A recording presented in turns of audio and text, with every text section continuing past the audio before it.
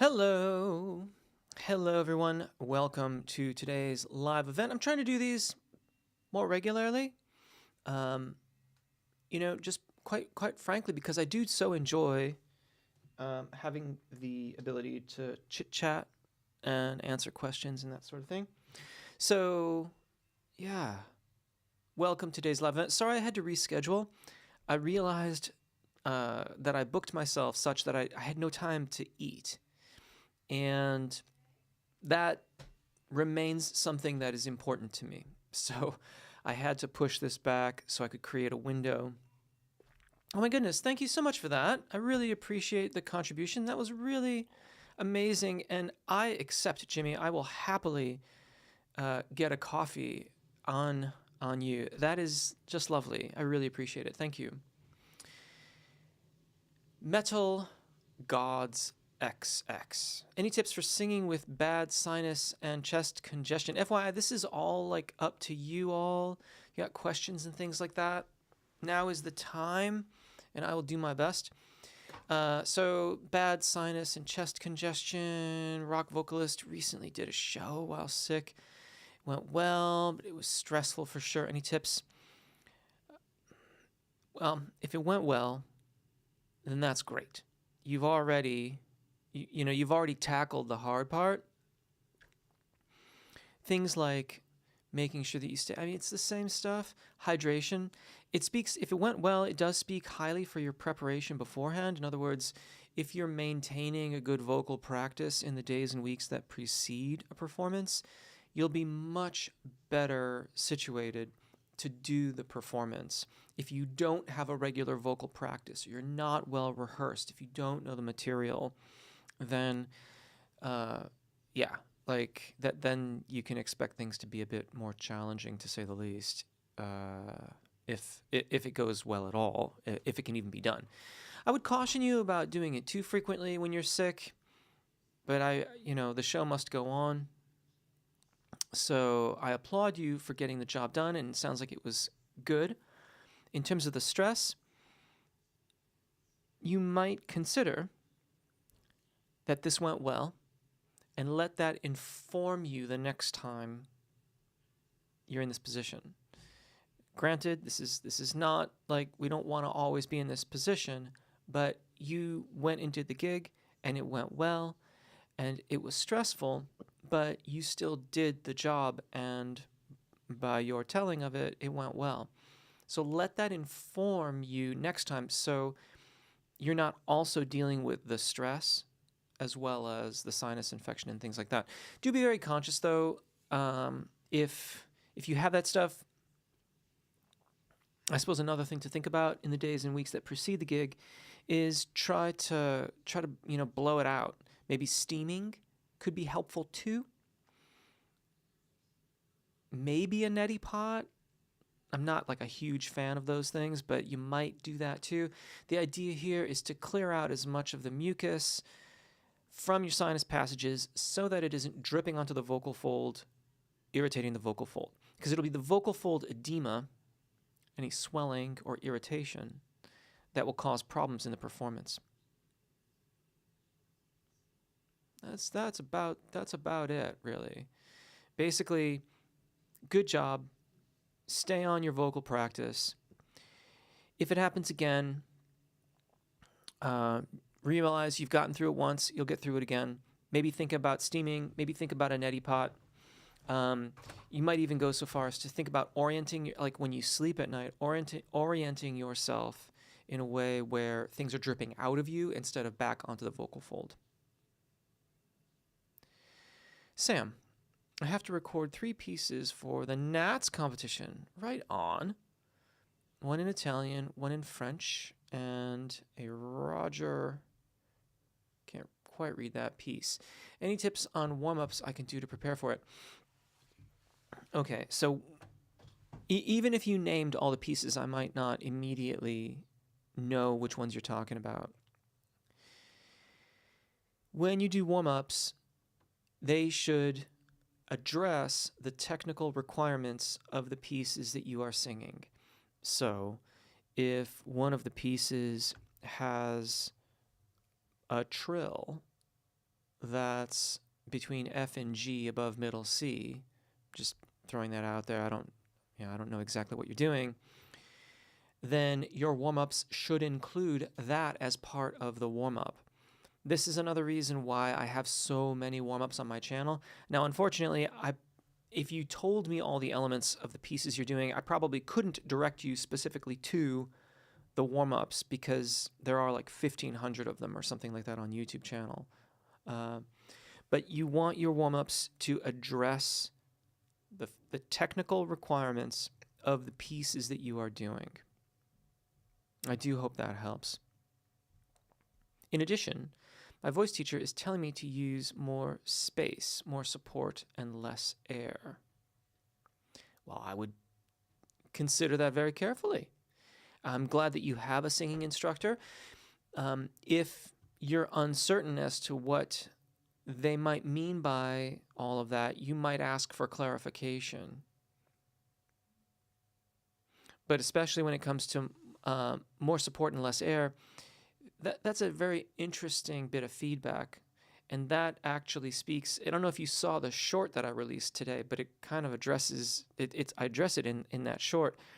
When we ascend, particularly as we're going higher and we're going over the secondo passaggio, do we use more air? Yes. Is the usage of more air what primarily facilitates that range of our voice? No. It is primarily the subglottic air pressure, the support that your teacher is talking about. So think about that as you're preparing. Maybe ask them for more clarification, but it is the subglottic air pressure that is really going to make it so that the vocal folds have maximum flexibility. Don't know.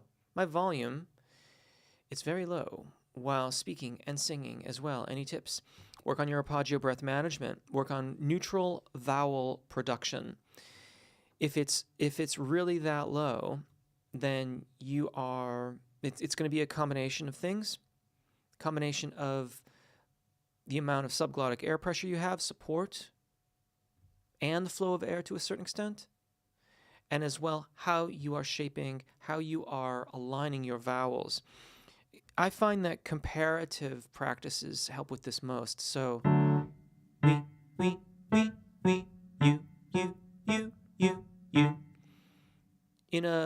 That's my thyroarytenoid dominant singing voice, my chest voice.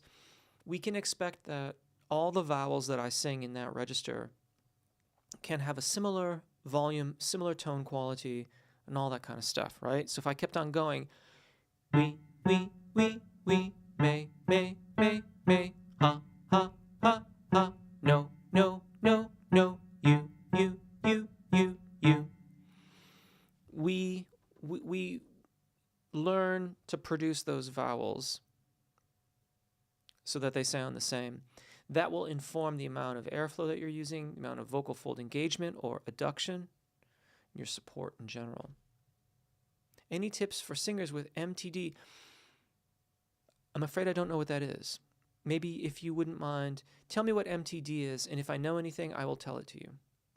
Appreciate it, Jeff. Thank you for the tips. My pleasure. My pleasure. I hope it all goes well.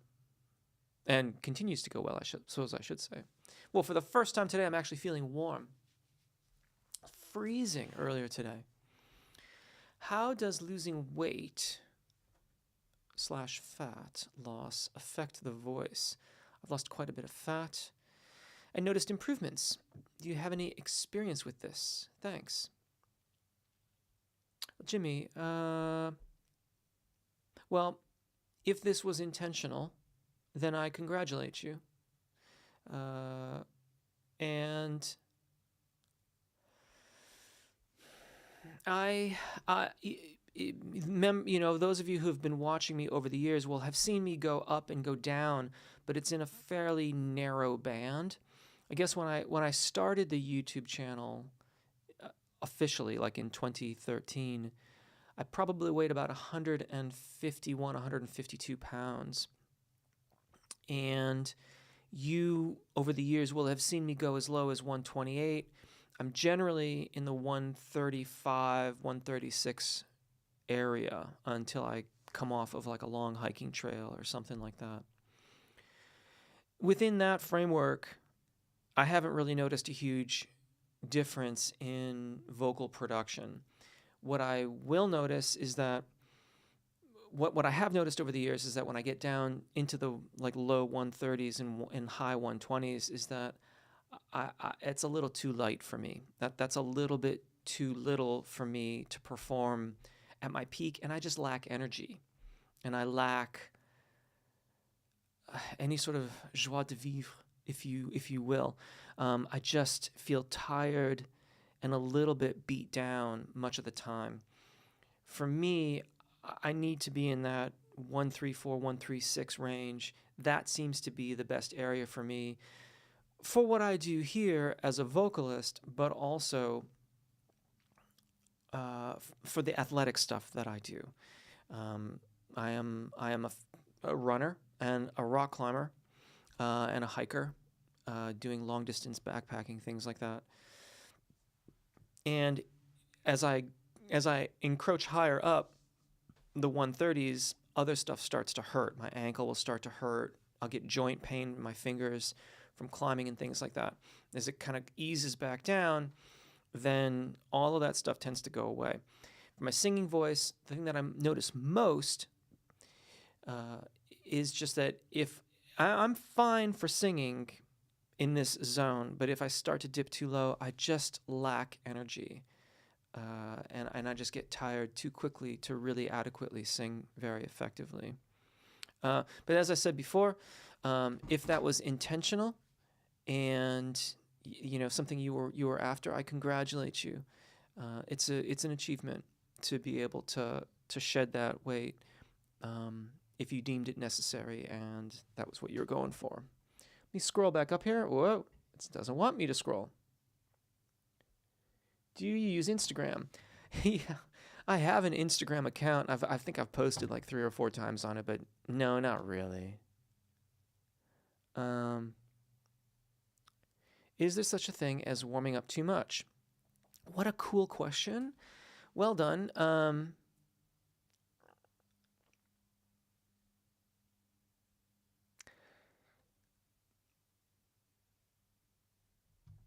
Yes and no. Sorry to be somewhat elusive. I am guilty of this. I am guilty of singing exercises and quote unquote. So let's be straight, right? Warm-ups are vocal exercises. What I call on my channel warm-ups, they are vowel alignment and registration event practices designed to help you get your vowels into alignment and work towards a registration event. They're meant to help you develop your voice. I build them specifically the way that I do for that purpose. So sure, they are great to warm up your voice and then go sing your repertoire. But they're not just warm-ups. So sometimes it is advisable to do more of those exercises when you are developing a skill. For example, if you are new to registration event practice, budgeting a bit more time in your practice period for those specific practices is advisable. It's only going to be about 5 or 10 minutes a day, in addition to your regular vowel alignment work and apogeo breath management practice.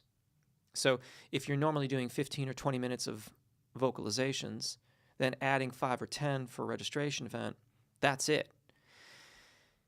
The reason why I say I do too much of it is because I will keep doing those exercises even though I don't need to, because I'm very successful and good at them, and it's very satisfying. And it's easier to sing those than it is to sing repertoire. So I will avoid, I'll use the word avoid, doing repertoire because it's harder. And that's a poor excuse from singing songs, or in my case, writing and singing material, because I'm a songwriter. You can look me up on iTunes. I don't talk about it much. It's not really relevant here on the channel. But have I done 2 or 3 albums? One of them is gone because I had a contract with No, I released it digitally through CD Baby, and then I was signed to Iris, later acquired by The Orchard.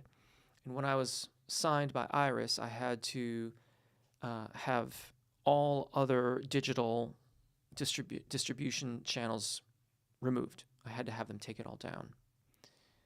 So that album was Dandelion, and that's gone. And Good Riddance, quite frankly, not my best work. But there's like I think I've done 2 albums since then, plus like a variety of singles and EPs and stuff like that. But it's writing songs. I'll quote Sting. How do you write a song? You stare at a blank page until blood drops appear, and then you start again. Like, it kind of feels like that sometimes when you're struggling for what to say. I never struggle for the music. I never struggle for melody. That I can do that day after day after day. It's the words, and it's hard. So sometimes I'll just default to continuing to do vocalizations instead of doing the hard work of writing the song. So yeah, in that case, Metal Gods XX, warming up, yeah, I would say switch gears. Move into your repertoire. Your warm-ups, this is Tyler, and your general singing videos are so helpful. Thank you. I really like the recent short video talking about how to apply exercises to your song practice. Thank you. I really appreciate it. I'm glad to help. I definitely want to go into that more because that practice. So I had wanted that video to be about 1 minute and 18 seconds. I don't know if you've heard recently, but YouTube Shorts can now go to 3 minutes in length. But for some reason, it's like taking a while for the system to catch up. So that video in its original format was 1 minute 18, and I uploaded it, and it just went to my regular video feed. And I was like, well, this is not working. So I had to really edit it down to get it all in there. But the minute 18 is still on my YouTube channel. It's just private. And perhaps I'll release that in a week or two. I'm a little concerned that the system will ding me for like having the same content, even though it's not the same. It's about 20 seconds longer, I guess. But I think it's just that 18 seconds makes a big difference there. I think it makes it a little bit, I think it's just paced a little bit nicer. It's easier to digest. Naveed, hi. Do you use Instagram? I suffered from MTD 2 years ago and have a tip. I'm afraid I still don't know what MTD is. Hey, Mark. Naveed, I'm planning to book my college auditions in the new year. Oh, thank you. Who did that? Judith. Thank you so much for that. I really appreciate it.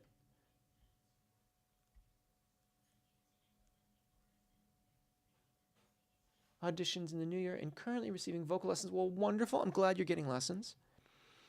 How to remain calm. Start now. Booking my college auditions in the new year. Start now. Find incremental steps to address your performance anxiety. Working towards the audition itself. So whatever you have to be an active participant in this. Whatever you think would be a small step forward for you for performance anxiety is what to do. So maybe that means starting by doing a short recording and then listening back to it. And maybe then it's doing the recording and sharing it with a trusted friend. And then maybe sharing it with some people who are more casual friends. They're not like super trusted friends, so on and so forth. The idea here is to get into a practice of putting yourself in performance anxiety inducing situations a little bit at a time, just a little bit, so you can move towards what the audition is going to be like. It would also be very advantageous to try to create as much as you could a similar scenario to the audition. So if you know that you are going to be singing with a track for 2 judges or whatever, and I would go so far as to like wear the same clothes, things like that. Try to recreate that, even if it's just in a sort of mock situation. So it doesn't have to be the exact same thing. It doesn't have to be to a couple of voice professionals or anything like that. You could just kind of wear the clothes. Again, in my case, I'm going to wear the clothing that I'm going to wear, and I'm going to do a performance practice. I'm going to practice my performance. It's a separate thing from practicing your repertoire, a separate thing from rehearsing. Everything about it would be just as you would expect it to be during the performance. And get started on that now. Like, get started on these like little mini practices right now. If you really, it's funny you should ask that question. Hold on a second.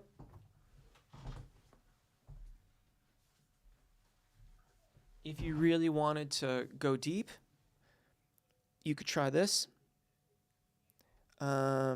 This is the book that I've been working my way through this for some time now. It's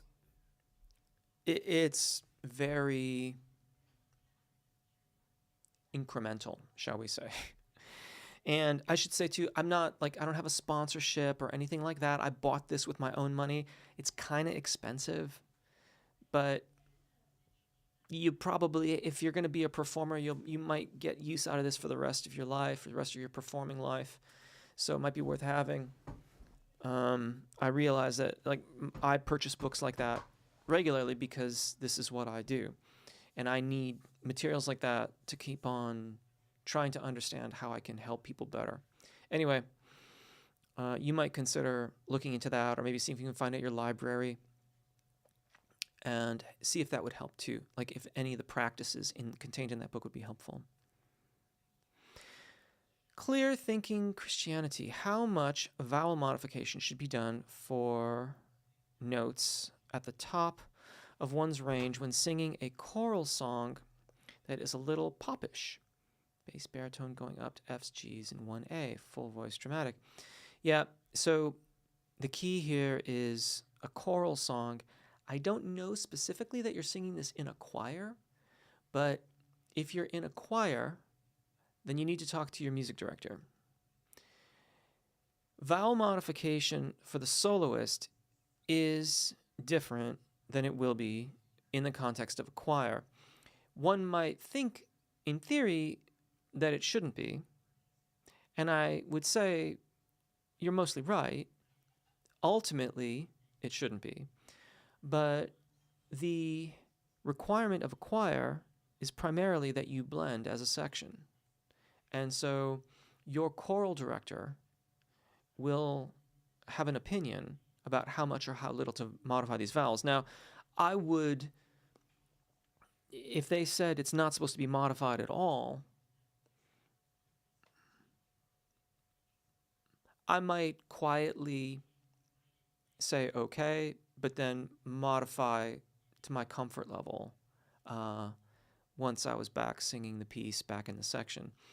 Because if you don't do any modification, especially if it's going that far above the secondo passaggio, you're going to have all kinds of issues with intonation and strain, stridency in the tone, any number of other problems as well. So, yeah, that would be my suggestion. Start first by talking to your choral director. If you were asking me this question and it was a solo piece, anything above the secondo passaggio is modified as much as is necessary. Everything modifying towards the schwa vowel, generally speaking, leaning heavily on the ah vowel. In that way, you get that nice open sound. The vocal folds are allowed to configure, and they're allowed to elongate and still retain their adduction. Intonation will remain good, and you'll have proper airflow over the vocal fold, which is going to help you with the intonation. Don't know. I just followed you. Thank you. What place if at all, does the emotional connection to performance matter to you? Is there anything to be said for evoking emotions during performances, the way an actor may do for a role or scene? Cool question. I need to have a drink here. It is just water.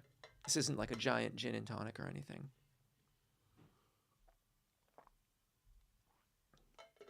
That would be something though, wouldn't it?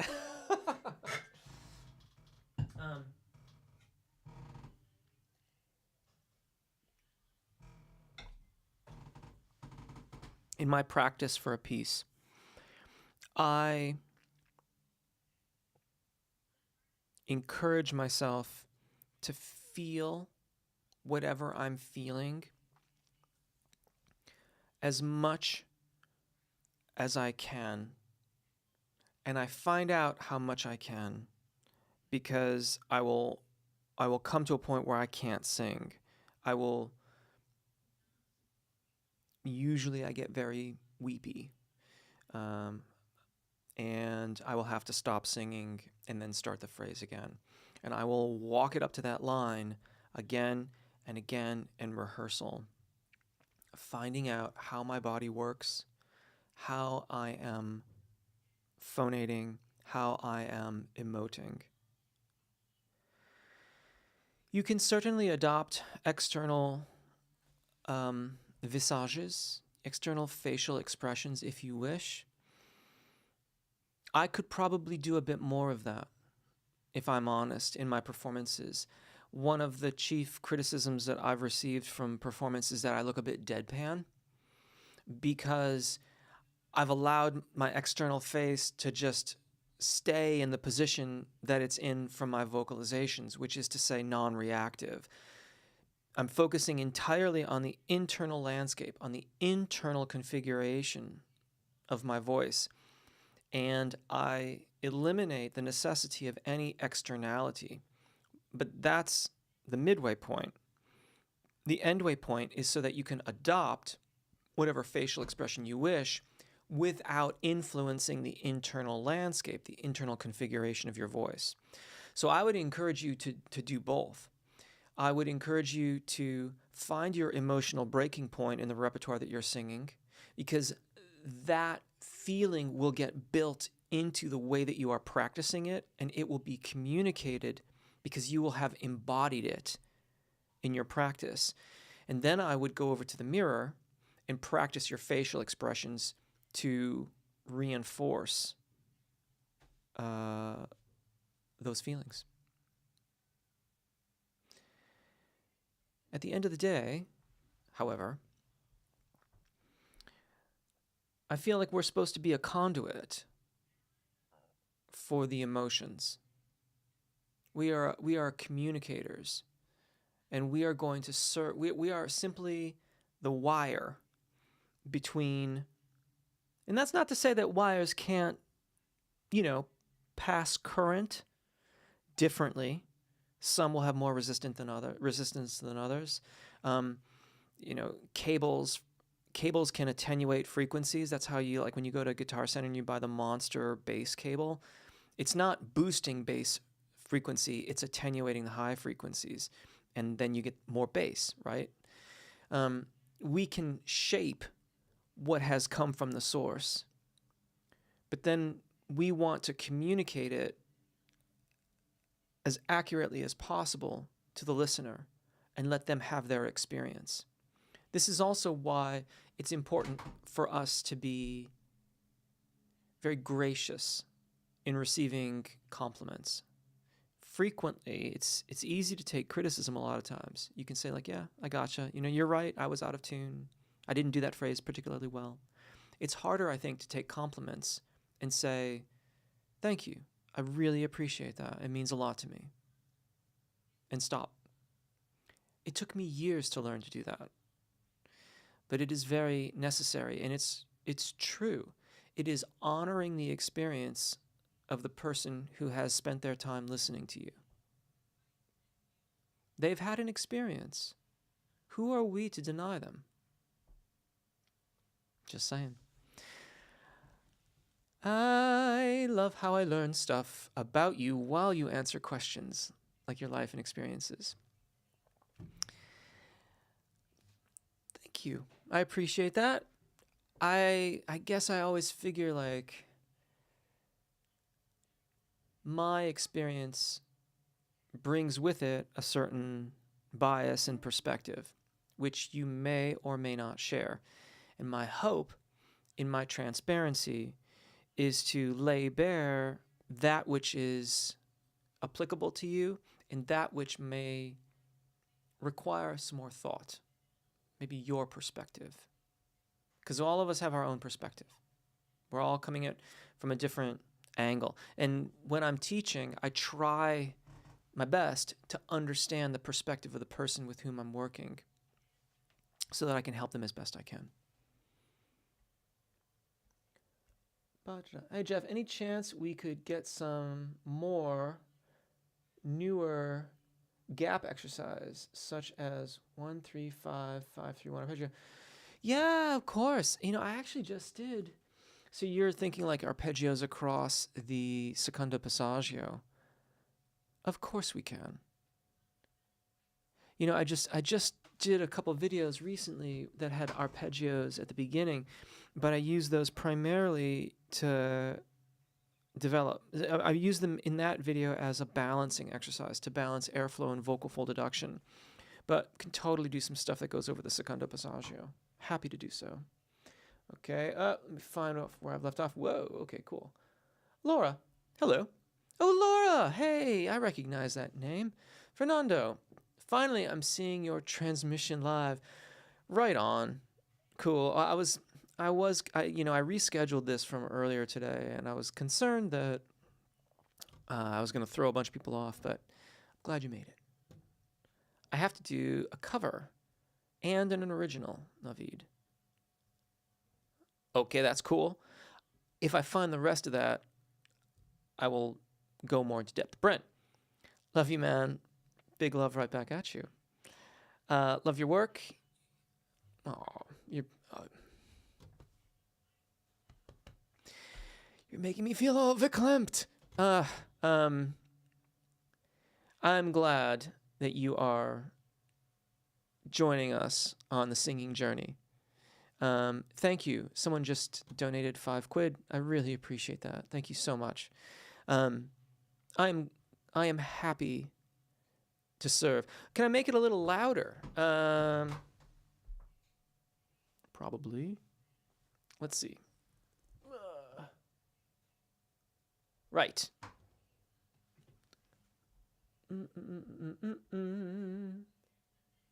Where's the button? There's the button.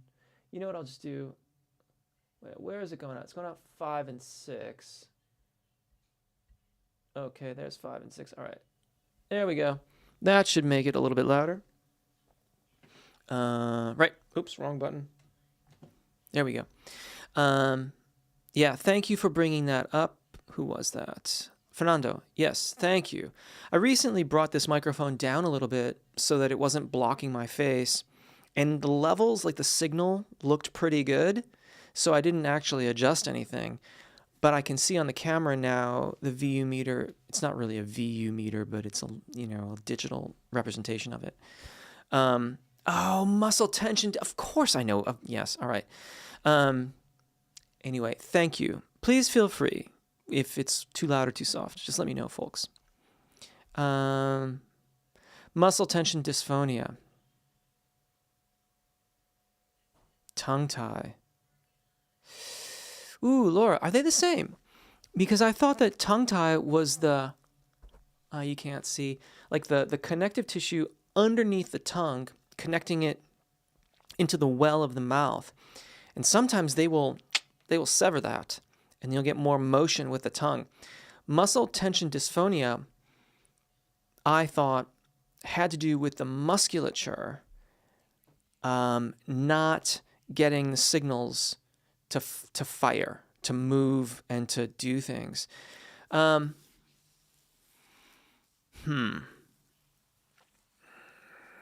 someone was dealing with that from earlier on, And I have to say, I don't know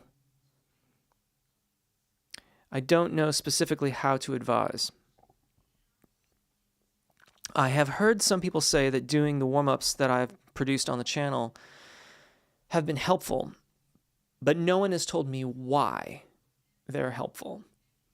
And since I don't know really that much about muscle tension dysphonia, I don't want to go... I suspect that there's a certain amount of coordination practice. Like when you do vocalizations, you can use the same exercise to practice a variety of different skills. And one of the things that I work into my vocalizations is coordination of the vocal fold. So when you do a simple arpeggio, you,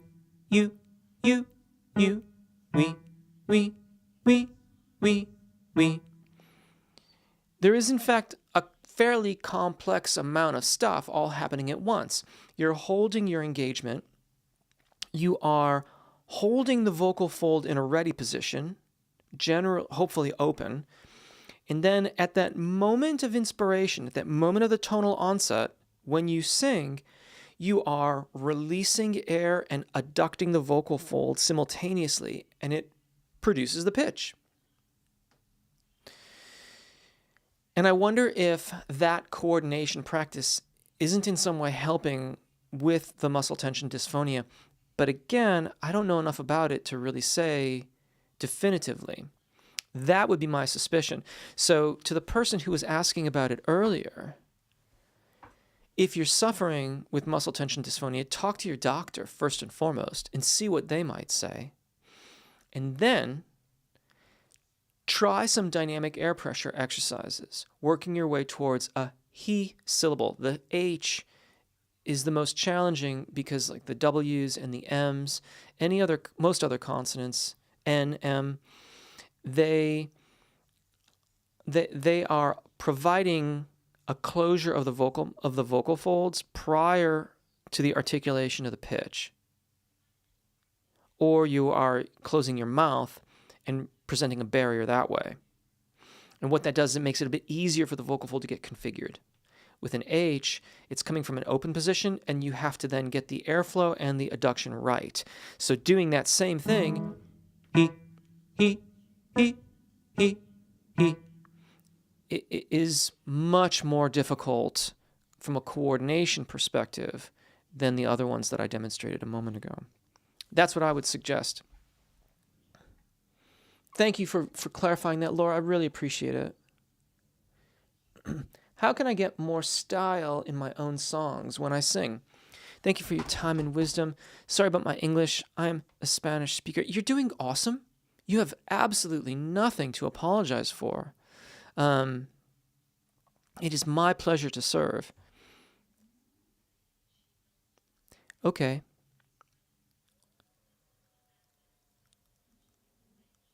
Style.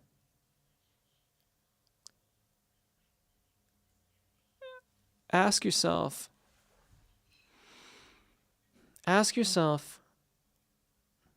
the people that you love to listen to and the music that you find inspiring. Transcribe, I don't know, half a dozen to start with. I never really stop learning music. I'm always learning new songs because I want what they have. I want to learn what I like about them. So transcribe half a dozen, 6 songs, just for starters.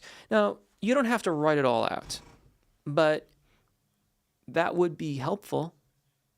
Or at least write out the parts that you find really exciting so that you understand them very, very intimately. And that will tell you things that you like.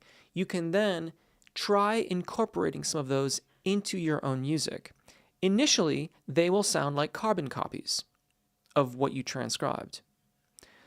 As you do this over time, they will morph and become imbued with your own adjustments to them to accommodate the songs that you are. I don't know if you're writing music or, how you're choosing to express yourself, but the music that you're performing, they will then change slowly over time. Developing style takes a little bit of time, but I believe that it is informed by the music that we find inspiring and beautiful. You may have heard me talk about this before. That's G major. And over the years, I found that I just really love the sound of the 4 chord with a major 7. So instead of playing, I'm adding that.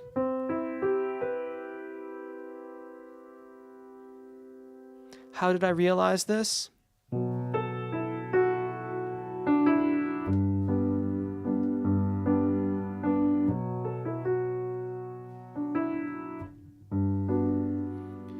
That's Death Cab for Cutie song.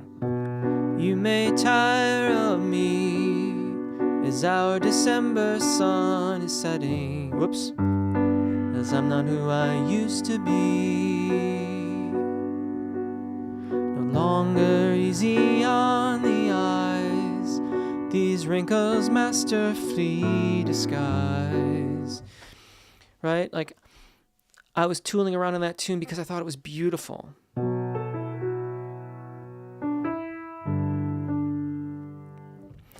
And then when I put it all together, I realized how much I enjoyed that major 7 sound, that major 7 quality. You do that enough times, and you will arrive at a combination of stylistic elements that no one has ever done, or so few have done that it basically is the same as no one having done it, because we're just not aware of all the different people, the few people over the years that have combined those elements. And then at some point, you'll do something and you won't be able to figure out where it came from. And you'll think that you stole it from somebody or, adjusted it from someplace, and realize that that's not the case, that you did something different. And you'll probably be able to find an example of it somewhere if you go digging around, like, far enough and wide enough, but it doesn't really matter. You've kind of arrived at it on your own. That would be my suggestion.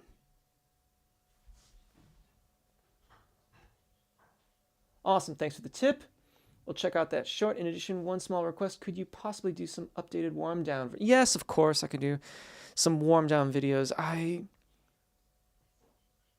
should probably write that down. Yeah, I should write that down. Hang in there. Just a second.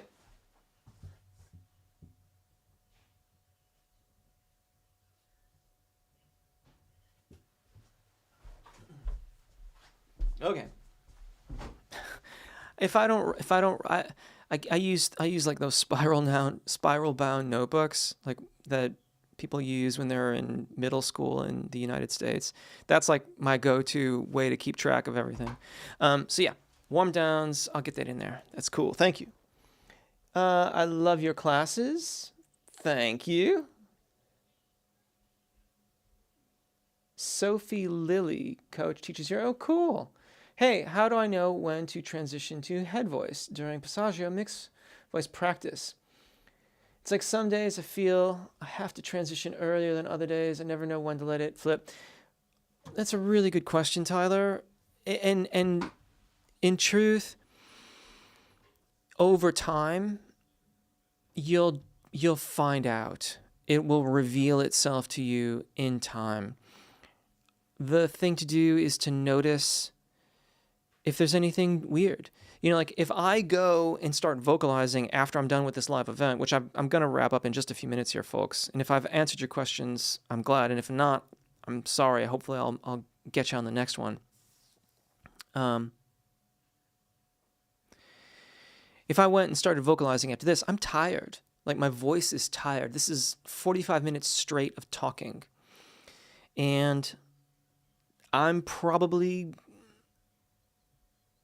actually, give me 5 minutes and a glass of water and I'll probably be fine. But if I did this every day for the next week, then I would start to transition a little bit lower because of the vocal fatigue and potentially vocal edema. In fact, what would probably happen to me is what happened a couple years ago, which was that I would notice certain hesitancies around certain notes. The actual transition wouldn't be the difficult part. I would start to notice difficulty around certain pitches in the range. So the shifting that you're feeling, try to be consistent from vowel to vowel to vowel is the main thing. Even if it's lower on one day and higher on the next. And try to notice, oh, today it was a little bit higher. It felt a bit easier. I noticed that the color from thyroarytenoid dominant singing voice, chest voice, to cricothyroid dominant singing voice, head voice, was more consistent. I had more overall consistency that day. Okay. And then 2 days later, today I am feeling like I need to transition lower, but I slept poorly and I'm just tired.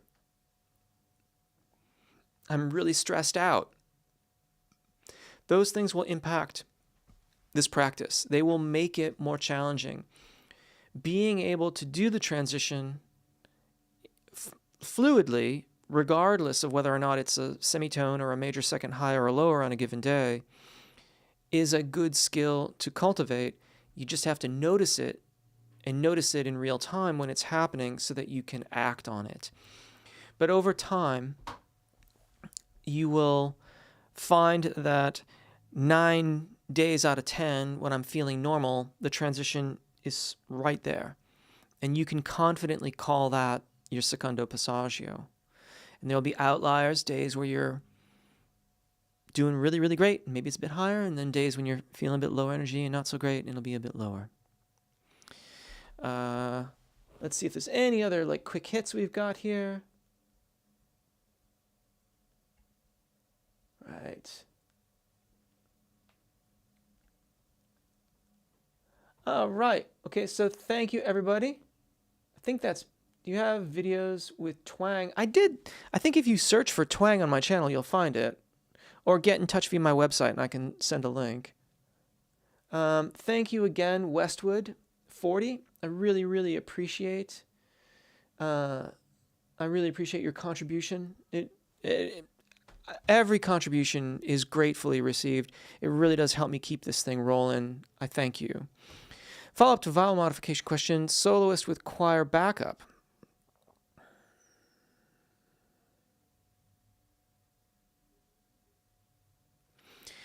Okay, I should have read that out loud. I was reading it. That was my inside voice. One director wants you to modify, and the other one's saying you don't have to. The style isn't... the style is not what dictates whether or not you need vowel modification. You need vowel modification if you are meant to have a seamless tone quality through your zona di passaggio to your upper register. If you are meant to have a seamless tone quality, then modify the vowels to facilitate that. If, on the other hand, they don't care if the tone quality changes, but they want more enunciation or diction, they have a higher priority there, then you can go that route too. But yeah, it's not the style that dictates whether or not we need vowel modification, it's the range. And even then, I would say that you can modify the vowels, but include or diminish the amount of consonant content to facilitate enunciation. This is frequently what I advise musical theater people to do, because musical theater people have they have a requirement to deliver the narrative. There is a high degree of intelligibility which is required, but they still have very dynamic parts that generally exceed their registration events. And so there, they have to modify those vowels, but learn to phrase through the consonants while keeping them brief and at the same time very articulate, so that enunciation is high and intelligibility is also high. All right. Been using EQ to pull harshness in out of upper singing register with mixing, not belting, trying to use my Volca training. Very cool. I wonder if there are ways to do that in my performances. I may not know. You can always try to attenuate a little bit of the lift that you might be doing in the soft palate. So, if you are doing my vocalizations,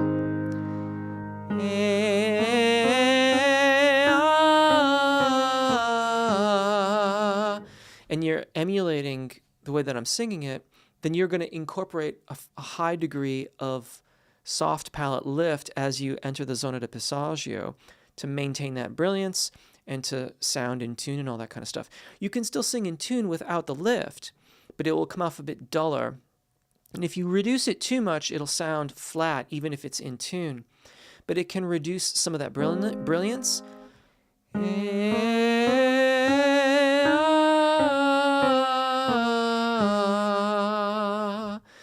And that's just an adjustment of how I'm, in the first example, I was using a more, what I would normally do for my soft palate lift because I favor a bit of brightness. In the second example, I was allowing it to come down a little bit to sort of mellow out that range. You might experiment with that a little bit. All right. Thank you, everyone. Thank you for your support. Thank you for your questions. I always enjoy these. It's so much fun to get to chit-chat and answer some questions, hopefully help. Have a wonderful day. I'm glad that the rescheduling didn't mess anybody up. For those of you that tipped or supported this practice through Super Thanks, thank you very much. I truly appreciate it. Shameless mini plug, High Note Bootcamp, my upper register singing course, is open for enrollment now on my website. It is only open once or twice a year. The last time it was open for enrollment was April of this year. It's going to close in a week, I think. And yeah, you might consider checking it out if you want to be more involved in those practices. For a very limited time, with your purchase of the full membership, you get a lesson with me. So that might be a cool way to practice all this stuff and take it a bit further. If you have any questions, if you're not sure if it's right for you, if you're thinking about it or considering it, send a message to me through my website first. I definitely love getting people into High Note Bootcamp, and certainly the sales help me do what I'm doing, but I do not want to sell anyone anything that they don't want, need, or have no use for. So if you're not sure, please send a message, and then we'll find out if it's right for you or if it's not right for you. All right? Thanks, everybody. Have a wonderful day. Take care. Bye.